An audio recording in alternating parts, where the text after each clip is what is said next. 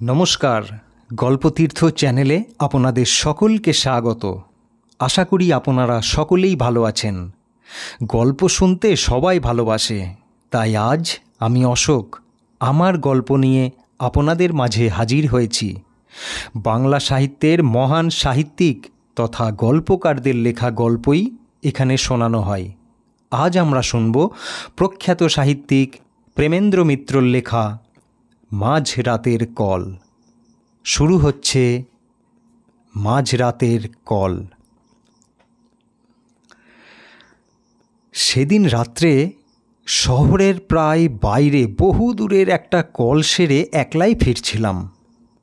একে দারুণ শীত এবছর, তার ওপর রাত অনেক হওয়ায় ঠান্ডা অত্যন্ত বেশি পড়েছিল। পুরু গোটা কত গরমের জামা থাকা সত্ত্বেও সব ভেদ করে মনে হচ্ছিল ঠান্ডা হাওয়া আমার পাঁজরার ভিতরে গিয়ে ঢুকছে। আসছিলাম আমার পুরনো মোটরে।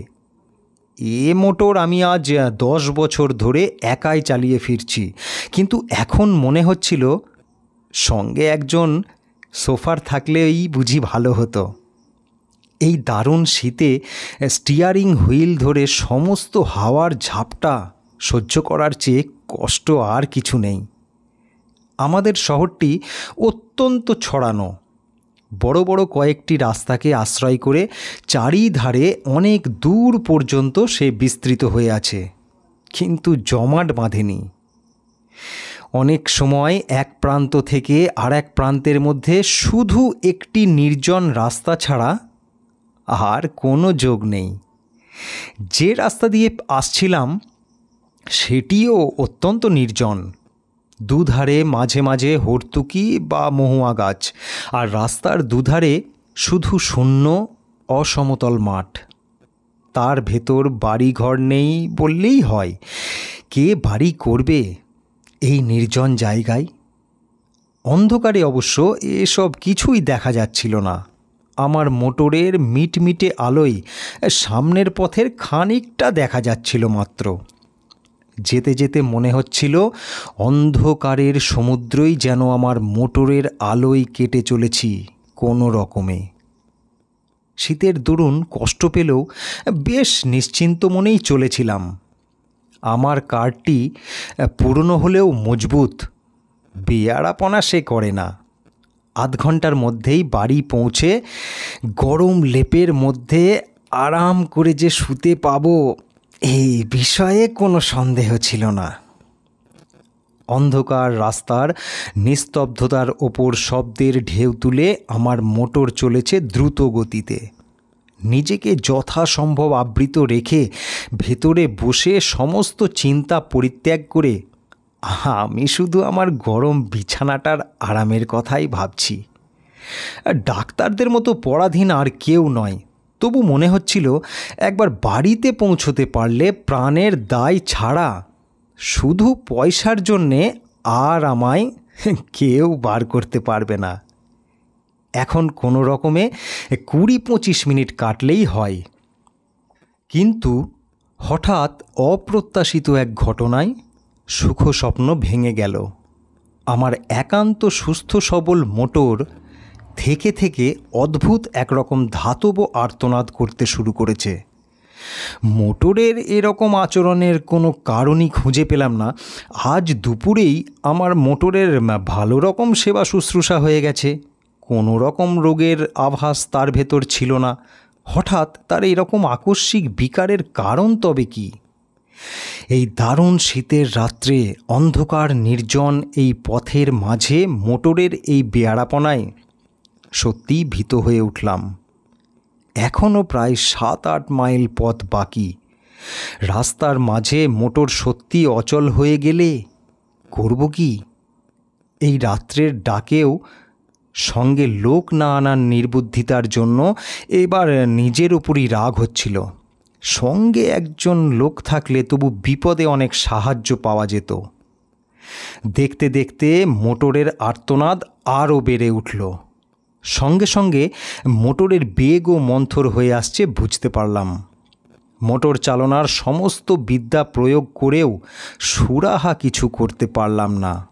কাতরাতে কাতরাতে খানিক দূর গিয়ে আমার মোটর হঠাৎ রাস্তার মাঝে এক জায়গায় একেবারে থেমে গেল। আর তার নড়বার নাম নেই। চেষ্টার আমি তখনও ত্রুটি করলাম না, কিন্তু আমার পীড়নে অস্ফুটভাবে একটু কাতরোক্তি করে ওঠা ছাড়া আর কোনো সাড়া সে দিল না। ভয়ে দুর্ভাবনায় সত্যিই তখন আমার সমস্ত দেহ আড়ষ্ট হয়ে এসেছে। মোটর ফেলে এই দারুণ শীতের মাঝে 7-8 মাইল জনহীন পথ হেঁটে যাবার কথা তো কল্পনা করা যায় না। এই মাঠের মাঝে মোটরে সারা রাত কাটানোও অসম্ভব। এখন উপায়? ডাক্তারবাবু! হঠাৎ বুকের ভেতর হৃৎপিণ্ডটা যেন লাফিয়ে উঠল। এই জনশূন্য পথে এমন সময় কে ডাকল? আবার শুনতে পেলাম, ডাক্তারবাবু! এদিক ওদিক অন্ধকারে তীক্ষ্ণ দৃষ্টি নিক্ষেপ করে এবার দেখতেও পেলাম, পথের ধারে ঝাঁকড়া একটি গাছের পাশে আবছা একটি দীর্ঘ শীর্ণ মূর্তি দেখা যাচ্ছে। হঠাৎ এমন জায়গায় কেমন করে সে উদয় হলো বুঝতে না পারলেও সাড়া দিয়ে বললাম, কে কে তুমি? মনে তখন আমার একটু আশার রেখাও দেখা দিয়েছে। তার আবির্ভাব যেমন বিস্ময়করই হোক না কেন, লোকটার কাছে সাহায্য পাবার সম্ভাবনা তো আছে। লোকটা সেই জায়গায় থেকেই বললে, আমায় চিনবেন না আপনি? চেনবার জন্য আমি তখন ব্যস্ত নই। আমার সাহায্য করবার জন্যে একজন লোক তখন দরকার মাত্র। সেই কথাই তাকে বলতে যাচ্ছি, এমন সময় লোকটা আবার বললে, আপনাকে একটু আসতে হবে ডাক্তারবাবু, ভারী অসুখ একজনের।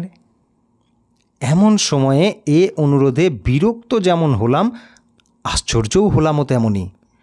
ঠিক এই সময়ে রাস্তার ঠিক এই জায়গায় রুগী কি আমার জন্য তৈরি হয়ে বসেছিল? লোকটা আমার মনের কথাই যেন আঁচ করে বললে, এ ভগবানের দয়া ডাক্তারবাবু, এমন সময় আপনাকে এখানে পাবো স্বপ্নেও ভাবিনি, অথচ না পেলে কি বিপদই যে হতো। বেশি কথাবার্তা তখন আর ভালো লাগছিল না। একটু বিরক্ত হয়েই বললাম, কোথায় তোমার রুগী? লোকটা এবার নিঃশব্দে অন্ধকারের ভেতর একদিকে হাত বাড়িয়ে নির্দেশ করল। সেদিকে চেয়ে দেখলাম সত্যি দূরে একটা বাড়ির আলো যেন দেখা যাচ্ছে। এরকম নির্জন প্রান্তরের মাঝে এরকম বাড়ি খুব কমই থাকে। হঠাৎ এরকম জায়গায় এমন সময়ে যাওয়াও একটু বিপজ্জনক। তবে শত্রু আমার কেউ তো নেই, এবং সঙ্গে টাকা কড়িও নিতান্ত সামান্য, এই যা ভরসা। একটু ভেবে নিয়ে জিজ্ঞাসা করলাম, কি অসুখ? উত্তর এলো, জানি না ডাক্তারবাবু, কিন্তু অত্যন্ত সঙ্গীন অবস্থা। তাড়াতাড়ি না গেলে বোধহয় বাঁচানো যাবে না। দোহায় আপনার, চলুন ডাক্তারবাবু। কোথায় নিজের বিপদ সামলাবো না হঠাৎ রাস্তার মাঝে মাঝরাত্রে যেতে হবে পরের চিকিৎসায়। তবু ডাক্তার মানুষ, জীবন মরণের সমস্যা শুনলে চুপ করে বসে থাকতে পারা যায় না। বাধ্য হয়েই তাই বললাম, চলো। মাঠের ওপর দিয়ে সরু একটু পথ, অন্ধকারে ভালো করে দেখাই যায় না। তাই ধরে লোকটার পিছু পিছু মিনিট 5 হেঁটে একটি বাড়ির উঠোনে এসে দাঁড়ালাম। সামনে একটি ঘরের দরজা থেকে আলো দেখা যাচ্ছে। সেই দিকে দেখিয়ে লোকটা বললে, ওই ঘরেই রুগী বাবু, আপনি যান, আমি এখনই আসছি। অন্ধকারের ভেতরেই বুঝতে পারছিলাম বাড়িটি বিশেষ সমৃদ্ধ চেহারার নয়। গুটি 4-5 ঘর এবং একটুখানি ঘেরা উঠান। ঘরগুলিও সব পাকা ছাদের নয়, দুপাশে খোলার ছাউনি। লোকটার কথা মতো সামনের ঘরে এবার গিয়ে ঢুকলাম। ঘরটি আয়তনে বিশেষ বড় নয়, তার উপর নানান আকারের বাক্স পোঁটরায় বোঝাই বলে ভেতরে নড়বার চড়বার স্থান অত্যন্ত অল্প। দরজার মুখোমুখি একটি জানালা। সেই জানলার ধারে মিটিমিটি করে একটি কেরোসিনের লণ্ঠন জ্বলছে। সেই আলোতেই অস্পষ্টভাবে দেখা গেল দরজার বাঁ ধারে একটি চার পায়ায় অত্যন্ত শীর্ণ এক ভদ্রলোক শুয়ে আছেন। আমি ঘরে ঢুকতেই ক্ষীণ স্বরে তিনি বললেন, এসেছেন ডাক্তারবাবু? আপনার দয়া কখনো ভুলব না, বসুন। ঘরের ভিতর এদিক ওদিক চেয়ে বসবার জায়গায় একটিই দেখতে পেলাম। জানালার কাছে গিয়ে চার পায়া থেকে অনেক দূরে একটি বেতের মোড়া। সেইটাই টেনে চার পায়ার কাছে আসবার উদ্যোগ করতেই ভদ্রলোক আবার ক্ষীণ স্বরে বললেন, বসুন বসুন, এইখানেই বসুন। আগে আমার রোগের কথা বলি, শুনুন। একটু হেসে এবার সেইখানেই বসলাম। রুগীদের নানা অদ্ভুত বাতিকের সঙ্গে আমার যথেষ্ট পরিচয় আছে। বুঝলাম খানিকক্ষণ ধরে নিজের রোগ সম্বন্ধে ভদ্রলোকের নানা মতামত এখন আমার শুনতে হবে, না শুনলে নিস্তার নেই। ক্ষীণ স্বরে প্রথমেই তিনি আরম্ভ করলেন, আমার রোগ সারাতে আপনি পারবেন না ডাক্তারবাবু? বাঁচাতে পারবেন ডাক্তারবাবু?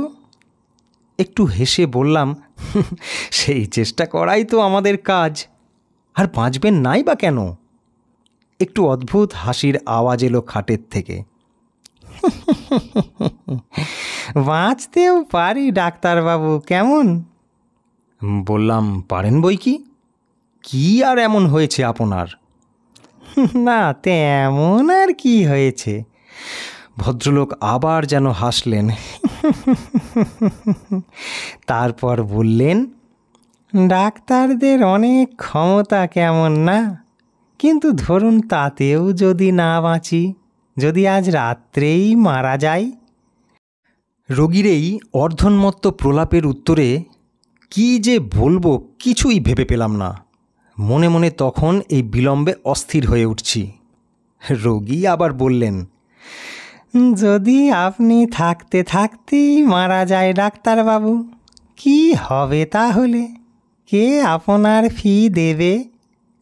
আচ্ছা, পাগল রোগীর পাল্লায় তো পড়া গেছে। বললাম, যদি নেহাতি তাই হয় তাহলে ফি নাই বা পেলাম। আমরা শুধু ফির জন্যই সবসময় আসি না। তা বটে, তা বটে। পৃথিবীতে ভালো লোক, পৃথিবীতে মনুষ্যত্ব এখনও আছে, তাই না ডাক্তারবাবু? কিন্তু আপনার ফির ব্যবস্থা আমি করে রেখেছি ডাক্তারবাবু। হঠাৎ যদি মরে যায়, ওই বাক্স খুলে ফেলবেন, বুঝেছেন ডাক্তারবাবু? ওই বেতের ছোট্ট বাক্সটি। ভদ্রলোকের স্বর আরও মৃদু হয়ে এলো। ওই বাক্স থেকে আপনার প্রাপ্য টাকা নেবেন, আরও একটা জিনিস নেবেন ডাক্তারবাবু। বলুন, নেবেন তো? একটু বিরক্ত হয়ে বললাম, কি? কিছু না ডাক্তারবাবু, একটা কাগজ, কিন্তু ভয়ানক দরকারি কাগজ। এ কাগজ ওখানে আছে শুধু আপনি আর আমি জানি, আর কেউ জানে না। জানলে আর ওখানে ওটা থাকতো না। ভদ্রলোক একটু চুপ করে থেকে একটু হেসে আবার বললেন, এ বাড়িতে কাউকে দেখতে না পেয়ে ভাববেন না যেন আমার কেউ নেই। আমার অনেক আত্মীয় আছে, ওত পেতে আছে আমার মরার অপেক্ষায়। শুধু তাদের বিশ্বাস আজ আমি হয়তো মরব না। তাদের বিশ্বাস মরবার আগে আর আমি কিছু করব না, তারাই সব পাবে। আমি এবার বলতে যাচ্ছিলাম, আপনার অসুখটা সম্বন্ধে। হ্যাঁ, অসুখ তো দেখবেনই, তার আগে আর একটা কথা বলে নি। ওই কাগজটি আমার উইল ডাক্তারবাবু, আমার ছেলের নামে উইল। সে ছেলেকে আমি ত্যায্য পুত্র করেছিলাম একদিন। কোথায় আছে তাও জানি না, কিন্তু জানেনি তো রক্ত জলের চেয়ে ঘন। আর বেশিক্ষণ অপেক্ষা করা যায় না। মোড়া থেকে উঠে পড়ে আমি বললাম, এইবার আমি দেখতে পারি? খাট থেকে আওয়াজ হলো, দেখুন। আমি খাটের কাছে এগিয়ে গিয়ে রোগীর নাড়ি দেখবার জন্যে হাতটা তুলে ধরলাম, এবং পর মুহূর্তেই সেই দারুণ শীতের ভেতরেও আমার সমস্ত দেহ ঘেমে উঠল। সে হাত বরফের মতো ঠান্ডা। রোগী মৃত। শুধু মৃত হলে এতখানি আতঙ্কের আমার বোধহয় কারণ থাকতো না, কিন্তু ব্যাপার যে আলাদা। ডাক্তারি শাস্ত্রে যদি কিছু সত্য থাকে তাহলে এ রোগী এইমাত্র কখনোই মারা যায়নি। তার মৃত্যু হয়েছে অনেক আগে, কয়েক ঘন্টা আগে। সমস্ত দেহ তার কঠিন। উন্মাদের মতো আরও খানিকক্ষণ পরীক্ষা করলাম, না, ভুল আমার হতেই পারে না। কিন্তু তাহলে কি এ ব্যাপারের অর্থ? তখন কিন্তু স্থিরভাবে কোনো চিন্তা করবার আর আমার ক্ষমতা নেই। আতঙ্কে আমার বুকের স্পন্দন পর্যন্ত যেন থেমে আসছে। হঠাৎ জানালার কাছে বাতিটা দপদপ করে নেচে উঠল। সেটা একবার নেড়ে দেখলাম, তাতে তেল এক ফোঁটা নেই। প্রান্তরের মাঝে নিস্তব্ধ নির্জন বাড়িতে এই ভয়ঙ্কর অবস্থায় আমি একা। এই বাতির আলোটুকুই যেন আমার একমাত্র সহায় ছিল। তাও নিভতে চলেছে দেখে আমি দ্রুত পদে ঘর থেকে বেরিয়ে পড়লাম। বুঝতে পারলাম পিছনে আলোটা আর কয়েকবার নেচে নিভে গেল। তখন আমি উঠান ছাড়িয়ে এসেছি প্রায়। কিভাবে তারপর অন্ধকার প্রান্তরের ভেতর দিয়ে ছুটতে ছুটতে এসে মোটরে উঠেছিলাম তা আমার মনে নেই। মোটর চালিয়ে শহরের মাঝ বরাবর আসবার পর আমার যেন স্বাভাবিক জ্ঞান ফিরে এলো। সবচেয়ে আশ্চর্য ব্যাপার মনে হলো মোটরের এই চলা। খানিক আগে অদ্ভুতভাবে যে মোটর বন্ধ হয়ে গিয়েছিল, হঠাৎ এবার বিনা চেষ্টায় আপনা হতে সে মোটর এমন শুধরে গেল কি করে? তারপর দিন দিনের আলোকে লোক সঙ্গে করে নিয়ে সেই প্রান্তরের মাঝেকার বাড়ির নিঃসঙ্গ রোগীর শেষ ইচ্ছা পূর্ণ করার ব্যবস্থা করেছিলাম। তার ছেলেই আজকাল সমস্ত বিষয়ের মালিক। সেদিনকার রহস্যের স্বাভাবিক মীমাংসা আমি এখনও করতে পারিনি। শুনছিলেন মাঝ রাতের কল। গল্পটি যদি আপনাদের ভালো লেগে থাকে চ্যানেলটিকে অবশ্যই সাবস্ক্রাইব করে নেবেন, আর লাইক ও শেয়ার করতে ভুলবেন না। আর আজকের গল্পটি আপনাদের কেমন লাগলো কমেন্টে অবশ্যই জানাবেন। ধন্যবাদ।